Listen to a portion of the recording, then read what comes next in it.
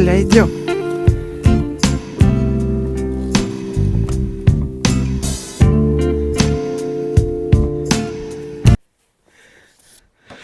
Вітаю вас у своєму саду. Я Светлана. Вадима Петровича еле уговорила снять меня немножко. Интересно, что конец зимы, через неделю уже весна, а у нас наконец-то можно почистить снег. Я, честно говоря, второй раз. Да, Вадим Петрович? Второй раз чищу. Первый раз было, по-моему, начало декабря. И вот, пожалуйста, конец зимы.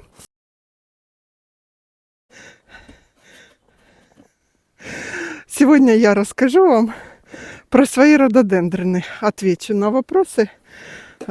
Поступали в комментарии вопросы про рододендроны. Отвечу на несколько. Покажу такой красивый последний зимний сад наш. Уже приготовился весну встречать. И посмотрим, какая сегодня красота в саду. Покажи газон. Такой ровный, красивый, чистый прямо лист. Газон, укрытый снегом. У нас обещают совсем скоро, через пару дней, большие морозы до минус 17, по-моему, да? Или да даже до минус 18, 19 обещали. Но хорошо, что все укрыто снегом. Ну все, Вадим Петрович сейчас бежит по своим делам, а я вам покажу, как себя чувствуют рододендроны, и которые у меня зимуют, и которые у меня почему-то укрыты. И посмотрим сад. Идемте.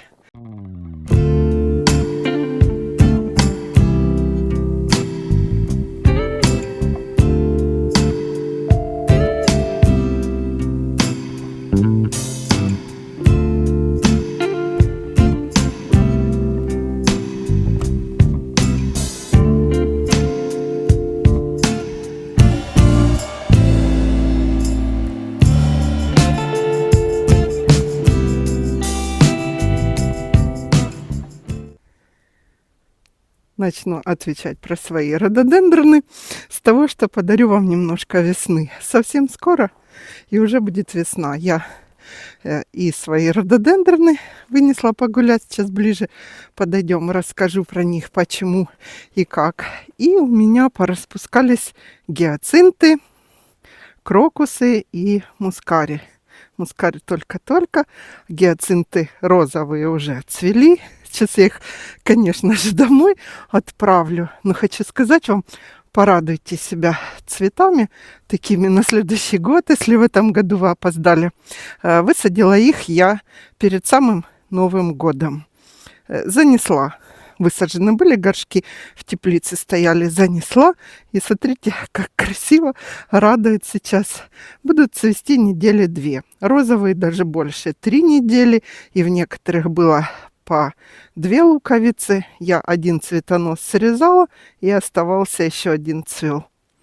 Ну, а сейчас про свои рододендроны расскажу вам. Почему так получилось, что они у меня в тамбуре зимуют, в неотапливаемом, как себя чувствуют. Ну и отвечу еще на некоторые вопросы. Почему сейчас именно про рододендроны? Потому что это первые цветущие кустарники. Они зацветают, некоторые сорта в конце апреля, некоторые в начале мая. А потом радуют нас пионы. Рододендроны, кустарники первые с цветами. Ну, сейчас занесу свои гиацинты, чтобы не замерзли. У нас сейчас где-то минус 6 на улице. Но на солнышке, конечно же, теплее. Хорошая солнечная такая погода для съемок. Просто отличная. Так вот, первый вопрос звучал так. Как чувствуют себя рододендроны, которые зимуют у меня в тамбуре? Хочу сказать, что чувствуют себя просто приотлично. Видите, листик у них такой наверх смотрит, зелененький. Неделю назад я хилатом железа, я гортензии обрабатывала. Думаю, да, пройду и по рододендронам. На некоторых, вот я даже заметила, не цветочные, а ростовые почки. Даже листики молоденькие вот появились. Но это пока им рановато, конечно, наверное, им все-таки там тепло. Температура у меня стоит плюс 5, 0. Вот такая. Но сейчас я гортензии убрала из тамбура, потому что им прохладно. Если минус 13, то в тамбуре будет минусовая температура. Вот еще лист, видите, возле цветочной почки ростовая. Ростовая всегда меньше. Цветочная такая толстенькая, а ростовые... А вот я сейчас вам покажу. У меня на желтом сорте в этом году цветения не будет. Или вот это такие у него цветочные почки. Этот сорт для меня новый, поэтому я не знаю. Посмотрим с вами. Но мне кажется, что это ростовые. Еще хотела сказать, что я, конечно же, сразу после покупки, это было в начале ноября, пересадила в большие контейнеры, намешала земли кислый торф и садовую землю и высадила. Больше где-то в 2 раза. Раз в месяц поливаю, слежу, чтобы земля была не мокрая, но влажная. Когда было солнечные теплые дни, я их брызгала, но когда влага повышенная была, мы наоборот проветривали тамбур и даже включали камин. Камин у нас слабый, там такая керамогранитная плита, она очень ненамного повышала температуру воздуха. Поэтому, видимо, им как раз такое понравилось. Еще был вопрос, почему же вы их не высадили? Сейчас расскажу.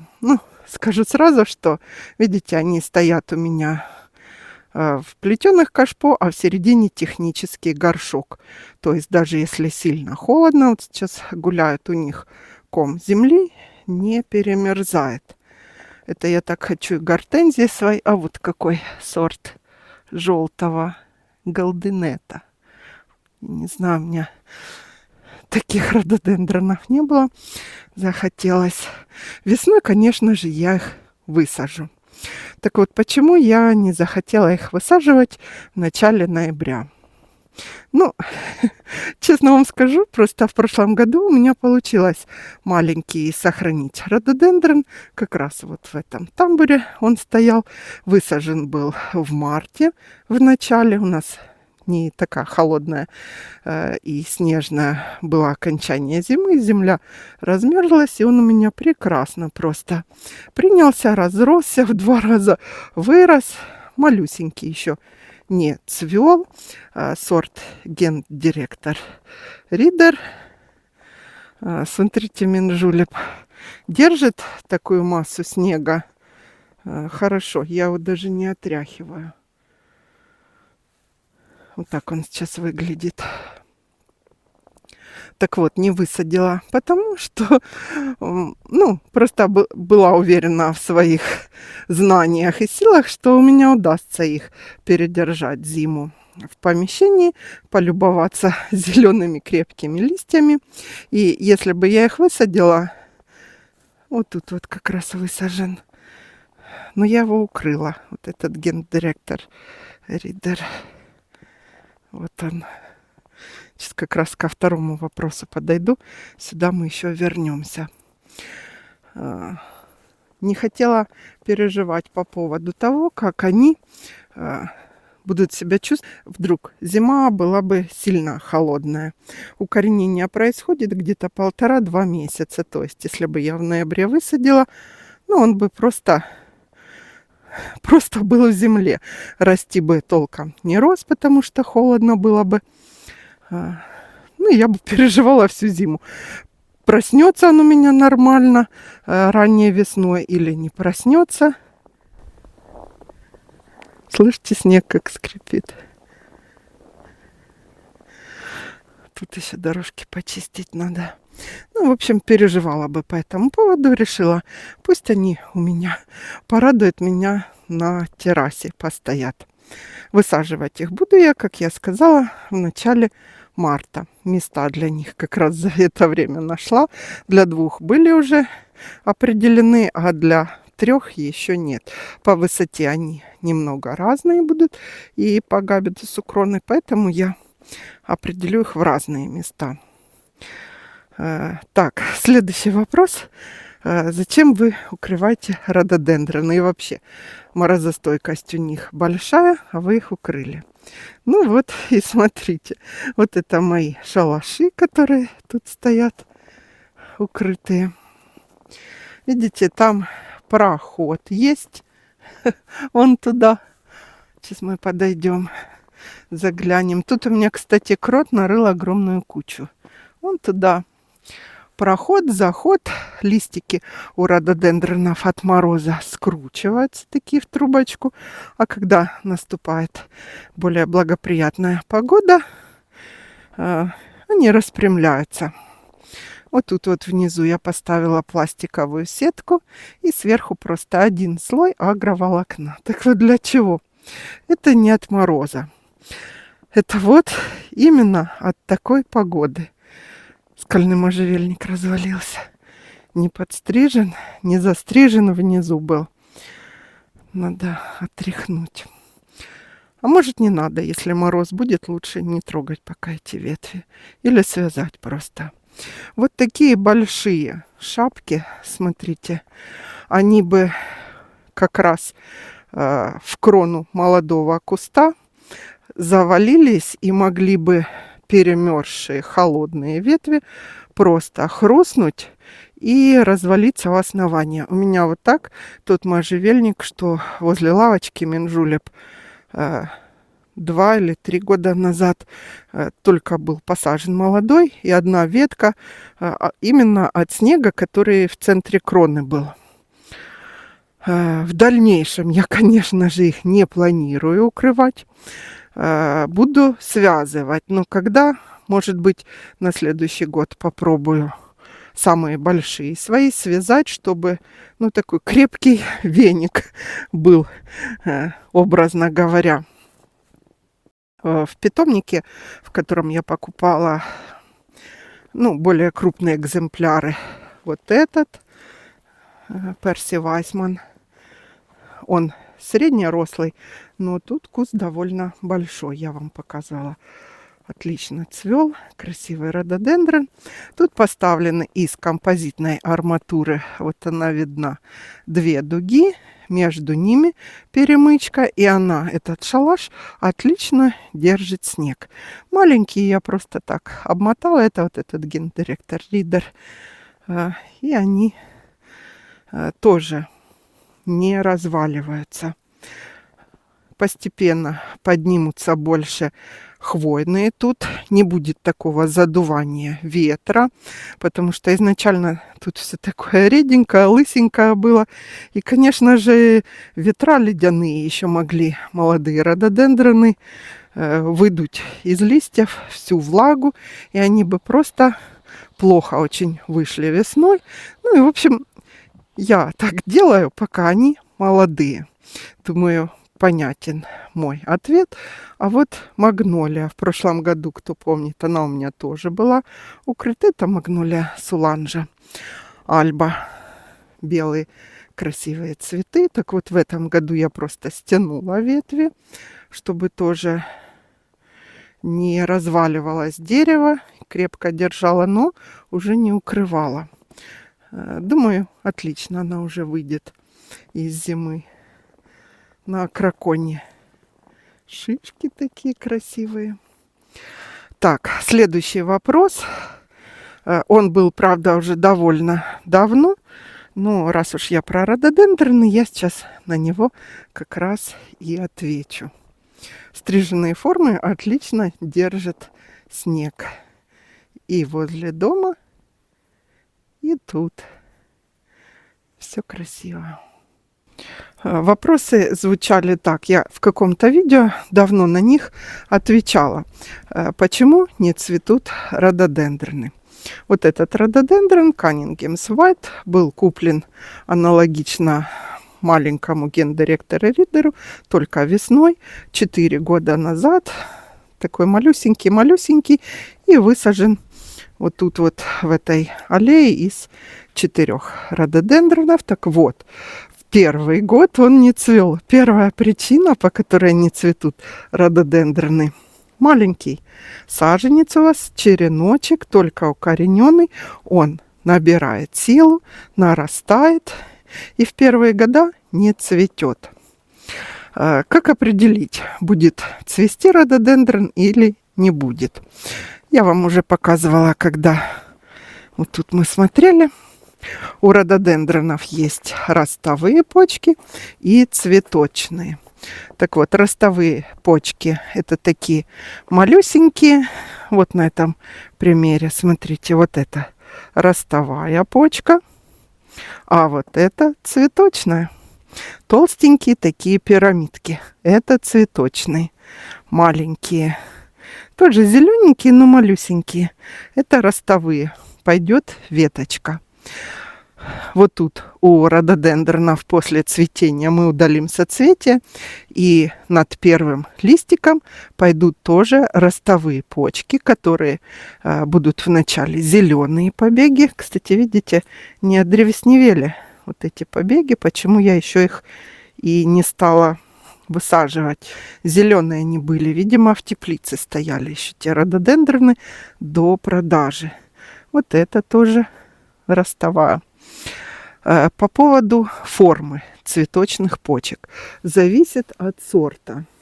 Вот у этого, видите, она такая немножко пирамидальная. Ну, сорта называть я уже не буду. А вот у этого сорта более вытянутые, длинные. Почки могут быть по форме разные. Видите? А вот тоже ростовая. А у этого более пузатенькие такие пирамидки. Погуляют, я их занесу опять в тамбур. Так вот, почему могут не цвести? Вторая причина, что вы посадили в сильно глухую тень. Совсем в глухой тени рододендронам будет прекрасно, хорошо. Но, как вы знаете, для цветов, для цвета, для яркости солнце надо. У меня вот в этой зоне солнце появляется в первой половине дня. Солнышко встает вон там за теплицами, идет по небу. И когда оно заходит сзади, рододендроны с 12 часов примерно, ну, солнце выше-ниже поднимается, находятся в тени до конца дня. Солнце садится вон с той стороны. И уже часов в 6, ну, летом закат позже, немножко закатного солнца они тоже получают. То есть для цветения солнце им надо, в глухую тень не сажайте. Третья причина, почему могут не цвести рододендроны. Если вы посадили в место, где понижение участка, то есть в определенную такую яму. Ну, может быть, внешне она не яма, но почва под ней опустилась при посадке. Но мы же грунт все равно частично ей туда досыпаем. И вот при поливе грунт утрамбовывается, и такая получается как углубление. И в этом месте образуется ниша. Там может застаиваться вода, смотря какой у вас грунт садовый. Если глина, если вы рододендрону поменяли вокруг там, ну, яму определенного диаметра, а почва на участке глинистая, то в этом месте все равно будет застой воды. Корни у рододендрона очень тонкие, такие как мочалка. Когда будете пересаживать, вы посмотрите, полностью занимает контейнер, который вы покупаете, и такая, как губка, прямо сбитая. Так вот, если эта губка будет постоянно стоять в сильно переувлажненной почве, корневая система может заболеть. Как это проявится? Ну, проявится внешне, по листве не сильно видно. Может пятнистость какая-то пойти. Могут начать опадать листья. У него по одному, по два. Это норма. Листика опадает нижних. Как у всех деревьев, ветви нарастают. А когда полностью ветка вся пересыхает, листва опадает. Или пятнистость какая-то идет. Значит, перелив, вода не уходит, и рододендрон заболел. Ну, как профилактическая мера, пролить фундазолом, по-хорошему пересадить в другое место, поменять грунт. Только в жару этого не делайте. В жару сажать рододендроны нельзя. Я одни летом посадила, потом все лето притеняла их. Ну, слава богу, все обошлось. Значит, при посадке, вот что хотела сказать, на небольшой такой холмик. По мере того, как будет разрастаться корневая, вы будете полив желательно капельную трубку, чтобы вы не из лейки сразу там 20 литров под него выливали и спасали в жару, а постоянно капала вода там или полдня, или 3 часа, и грунт постоянно был увлажненный. И из-за того, что он будет посажен на пригорочке, влага будет уходить, то есть его корневая система намокать не будет. Красивый кейбаб, такая елочка пушистенькая.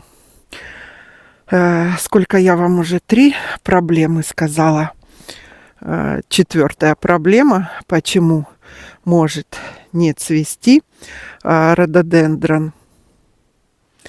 Рододендроны очень реагируют на чрезмерное питание и на недостаток питания. То есть периодически, как и гортензии, крупнолистные, метельчатые, мы обрабатываем хелатом железа.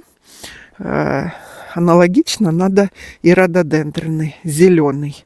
Такой темно-зеленый у них, красивый лист. Но в зависимости от сорта. Может быть больше зеленый, меньше зеленый. У меня у одного сорта Пуши Purple вообще салатовый был лист, пока он в себя не пришел. Есть рододендроны инкарна, которые не так требовательны к кислотности грунта.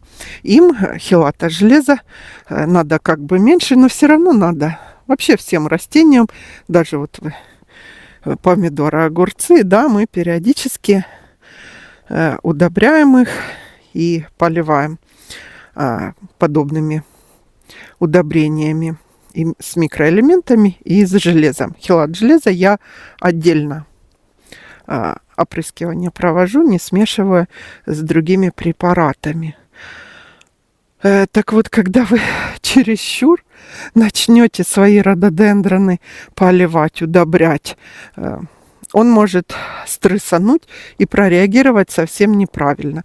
Или сильно пойти в рост, то есть растет, а цветочные почки очень редко, по одной, по 2. Или вообще может не цвести.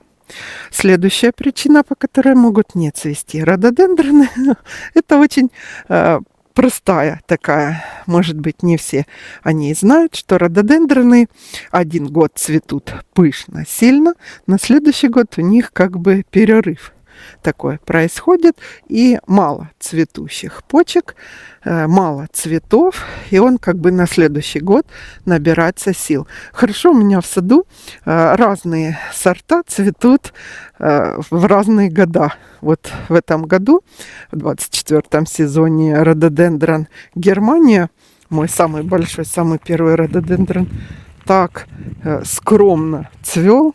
Почему я это знаю? Потому что в сезоне 23 это была просто феерия. Не было видно листвы. А все в цветах было, в соцветиях. А вот в 24-м мало очень, редкие. Так вот, если в этом году ваш рододендрон плохо цвел, возможно, как вариант, в новом сезоне уже в 25-м году вы увидите его во всей красе. Ну что, еще хотела что я сказать про рододендроны. Так как они цветут рано, конец апреля, май в зависимости от сорта, удобрения надо соответственно не так, как, допустим, розам, а немножко другая схема. Перед самым цветением вы уже будете видеть почки удлиняться цветочные, как бы наверх выстрелят, увеличатся в размерах. В это время дайте им удобрение Плантафол 10-54-10, где повышенное содержание фосфора для цветения. Там, где много азота, первое время, в апреле, в мае, рододендронам давать не надо. Вот вы по листу опрыскали. 10-54-10 рододендрон процвел. Можно 2 раза, можно через 10 дней еще раз пройти плантафолом. Я просто по листу удобрения больше люблю. Можно пролить мастером с повышенным содержанием фосфора, опять же, но когда он поступит к корням, время немного пройдет. Неделя где-то, ну, задержка. Через лист он впитывает быстрее. Любой кустарник, любое дерево через лист, через хвою впитывает удобрения быстрее. После того, как отцвел ваш рододендрон, и где-то июнь месяц, тогда мы даем удобрение с равнозначной формулой 20-20-20 или 18-18-18. Для чего? Для роста, чтобы он набрал объем. Веточки у нас были толстенькие, новые побеги крепкие. И он начинает закладывать цветочные почки на следующий год. Когда вы это заметите, это будет конец июля, начало августа, мы опять используем Плантафол 10-54-10, когда закладывает почки. Кстати, аналогичная схема и у магнолий. Такая же, это тоже рано они цветут, у них такая же схема. А удобрение с большим содержанием калия дается уже в конце августа, начале сентября, чтобы укрепить корневую систему. И наши рододендроны ушли в зиму крепкие, веселые, бодрые, с цветочными почками. Так, вроде я вам все рассказала про рододендроны, что я знаю. Некоторые боятся этих кустарников. Посадите один, попробуйте, как у вас получится. И они вас отблагодарят своим красивым, пышным цветением. Хотела еще сказать, что всю эту информацию про рододендроны я черпала постепенно, некоторыми кусочками, отдельными прямо знаниями из очень многого количества и публикаций, и на сайтах, и у ландшафтных дизайнеров. К сожалению, почему-то, не знаю, информацию про выращивание рододендронов все хотят продать. То есть вся информация предлагается платно. Купите брошюру, купите пособие, пойдите на курсы, мы вам расскажем и покажем. Я всему научилась сама, поэтому это вполне возможно сделать, не бояться. И, ну, если позволяют средства, можно купить какой-нибудь курс по выращиванию рододендронов, но особо сложного ничего я не заметила. Поэтому, ну, на мой взгляд, на эти деньги можно купить шикарных, больших несколько рододендронов, посадить. Ну, начните с маленького. Когда уверенность появится, что у вас получается, тогда можно большие кусты покупать. Возможно, все. Видите, какое количество рододендронов уже растет в моем саду. Первую я тоже боялась. Купила и начиталась, что одни проблемы с этими кустарниками. И 2 года за ним наблюдала. Потом купила поменьше Каннингемс White, потом еще один. В прошлом сезоне у меня появилось еще сколько? 4 новых, и вот осенью еще 4, поэтому ничего сложного нет. Не бойтесь, экспериментируйте. Ну, я вам рассказала все, что знала, все, что, как их подкармливаю, удобряю.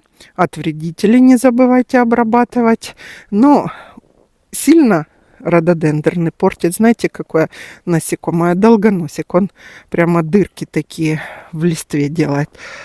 Пару раз обязательно надо пройти. Не ждите, когда уже все листья испорченные будут поеденные. Куст потеряет привлекательность. Ну, а так их обычно больше ничего не портит. Листик у них такой толстенький, красивый, мощный. Вот они, мои красавчики, которые скоро уже отправятся на свое постоянное место. Все, всего хорошего. Думаю, после такого ролика вы захотите посадить в свой сад хотя бы один куст рододендрона. Это того стоит. Красота невероятная. Он растет где-то 1,40 м, 1,60 м до 2 метров, смотря какой сорт. И превращается в огромное цветущее дерево. Все, я сейчас их буду заносить. Прямо мороз у нас щиплет щеки мне и руки мои. Следующее видео не знаю, про что будет. Посмотрим. Может быть, расскажу вам еще про розы или про какие-то другие цветы. Всего хорошего. Задавайте вопросы и про рододендроны, и вообще про все в саду. До встречи!